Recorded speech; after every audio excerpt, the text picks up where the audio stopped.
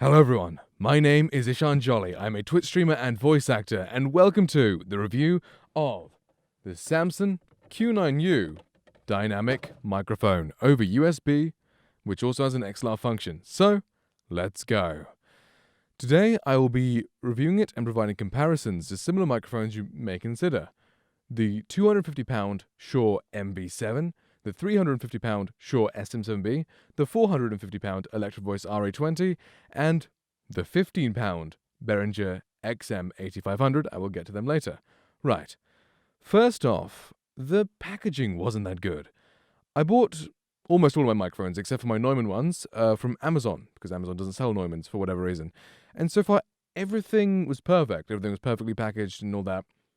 This one wasn't. This one was kind of torn and in not so great condition. I don't know why. But, yeah. There it is. Yeah, there's some tears. Like, if you can see this here, there's a tear here. See, this is torn. The box seems really flimsy. But yeah.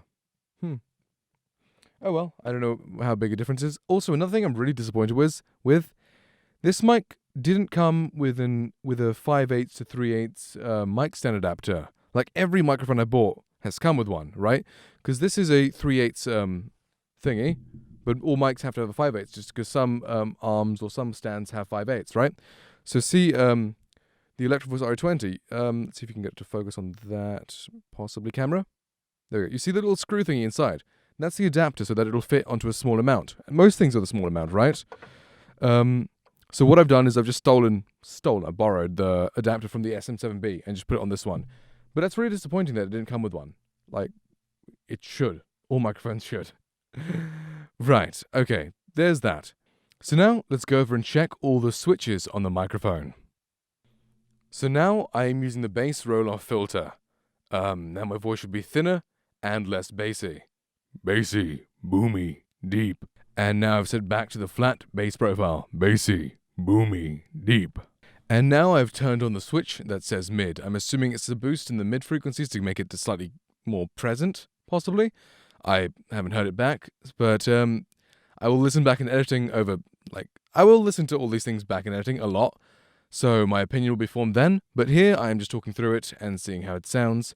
There we go. I'll write my opinion maybe in the description, or if you ask me a question down below, I will write it there. There we go. And now everything is set back to flat. Okay, now I will be testing out the included windscreen. Peter Piper picked a peck of pickled peppers. Peter Piper pecked a peck of pickled peppers. Also how it sounds with the windscreen on. It should sound a bit less clear, a bit more muffled, because obviously the windscreen is covering the microphone. It'll be harshing some of the higher frequencies. Maybe it's a good sound, actually. I know the SM7B, some people really like that sound because it mellows out some of the higher frequencies that could be harsh in some people's voices. I mean, the SM7B has no high frequencies anyway to begin with. I mean, it does, but I'm joking. But yeah, some people might like the sound. There we go. And now without the foam windscreen. Okay.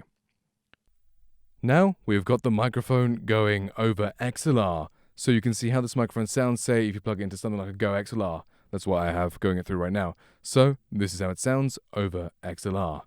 Now, let's go through and showcase all of these microphones that I will compare it to. Let's go. So now I will showcase this microphone and compare it against all these other microphones that I have that are in a similar range. I have a lot more microphones, but some of them aren't really that comparable. I will compare one, obviously. If you watch the channel, you'll know which one I'm going to compare it to. But here we go. And I will be comparing them all through XLR. Like the MV7 I could plug through USB but I really don't like that microphone, so I'm not even going to bother plugging it through USB. I'll just have it here just as a comparison's sake, but don't buy the MV7. It's garbage. I'm sorry, Shure. You make some good microphones, but not the MV7. And first off, we have the Shure SM7B microphone. Here is how this microphone sounds gain matched and at the exact same distance from my face compared to the Q9U. I'm assuming this sounds better, but I won't actually hear this until I edit the video, so feel free to ask me my opinion in the comment section down below on which microphone I like the best out of all of these. I mean, the answer's obvious, it's going to be the last one that I compare it to, but if you want me to compare two, ask me the opinion. This is which one do you like better out of the SM7B or the Q9U? Ask me that in the comments and I will tell you. But I'll watch this a billion times in editing and then I'll be able to make up my mind. But yeah, There we go. Here is the Shure SM7B. And now we are back on the Samson Q9U microphone, just for you to get used to the sound of this microphone before we switch over to the next one. And now we have the Electrovoice RE20, my favorite dynamic microphone. In my opinion, this is the best microphone for streaming, radio, broadcast, and all that sort of stuff. I can almost guarantee that this sounds better than the Samsung, but I haven't actually heard them back yet in comparison, so who knows?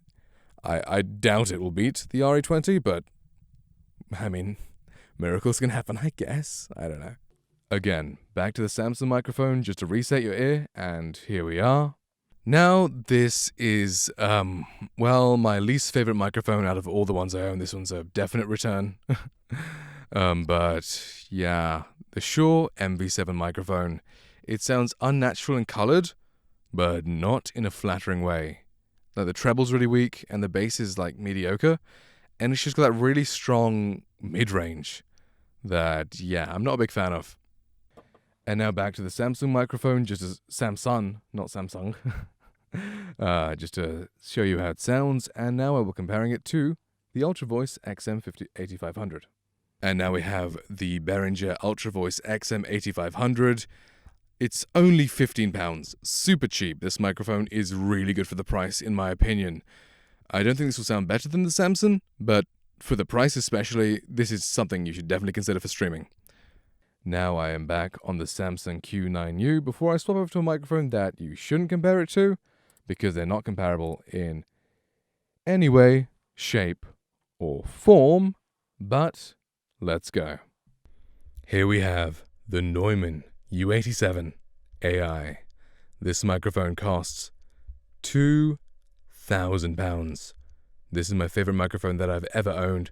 Perfect, smooth top end with rich, full sound. Amazing for basically everything. I'm just going to toss this microphone into the end of all microphone comparisons because, well, this is the main microphone I have. This is the microphone I use for when voice acting. There we go. And this is how it sounds in comparison to the Samson Q9U. Now back to that.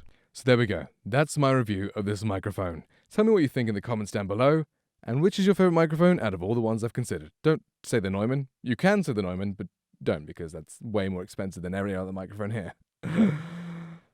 Please go follow me over at twitch.tv/joylegend to ask me anything and just hang out with me. I stream daily at around 8 o'clock UK time. Thank you so much for watching. See you all later, and goodbye.